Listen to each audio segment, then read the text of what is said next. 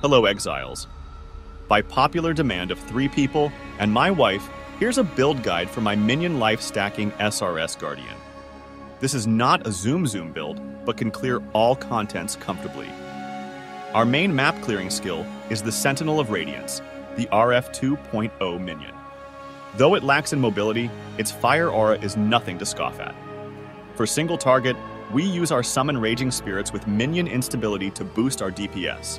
For the Ascendancies, allocating Radiant Crusade is a priority, as it is a very powerful skill when clearing the campaign. The Sentinel, combined with Convocation and the increased cooldown of Convocation, can carry you to early yellow maps with little to no investment.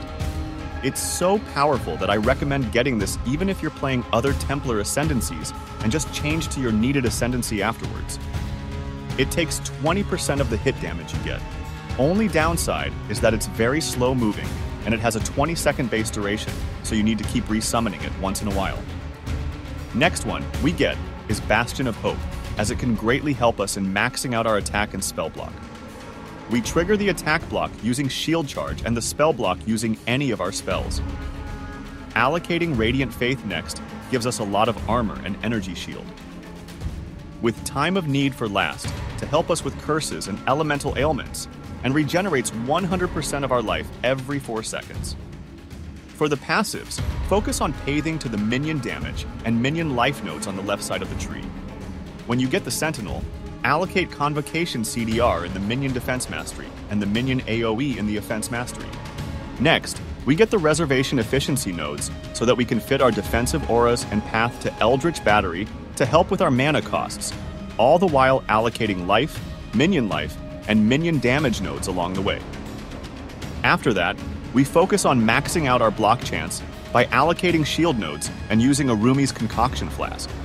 For the low-budget version, we can take Death Attunement if you still can't reach level 25 Raise Spectre, and Whispers of Doom for the double curse.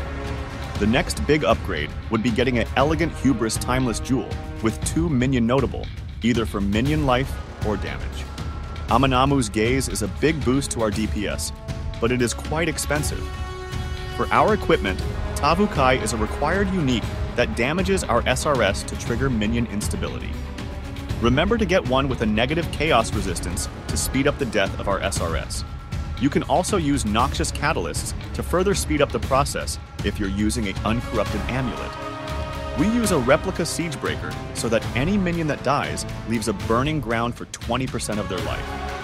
You can resummon the Sentinel to trigger this effect, and since it's our Minion with the highest life, this would be a big boost to our damage.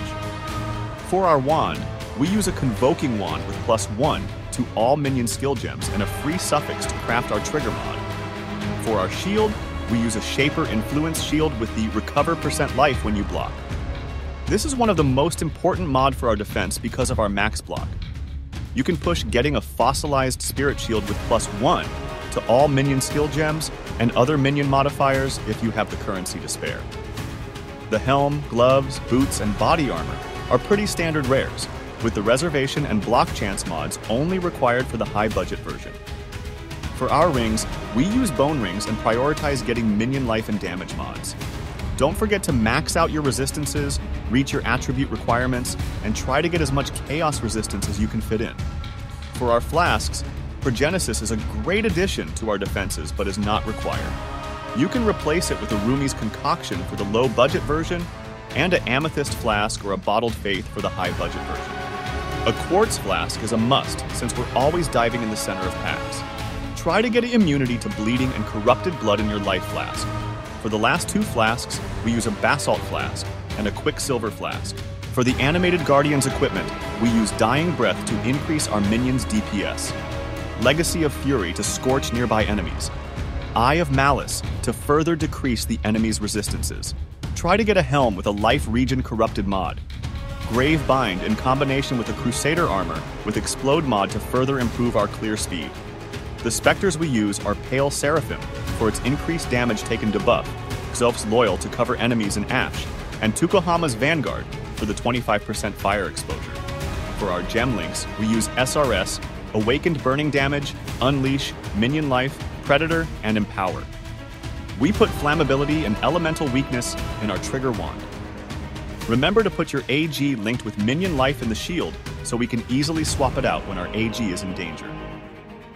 We link our Spectres and Stone Golem with Feeding Frenzy and Combustion. For our auras, we use Malevolence, Summon Skitterbots, Tempest Shield, Determination, and Defiance Banner. We use Flame Dash and Shield Charge for our movement skills, Molten Shell to boost our defenses, and Convocation to recall our Sentinel. We have an extra slot in our trigger weapon, which you can use with a minion or spell of your choice.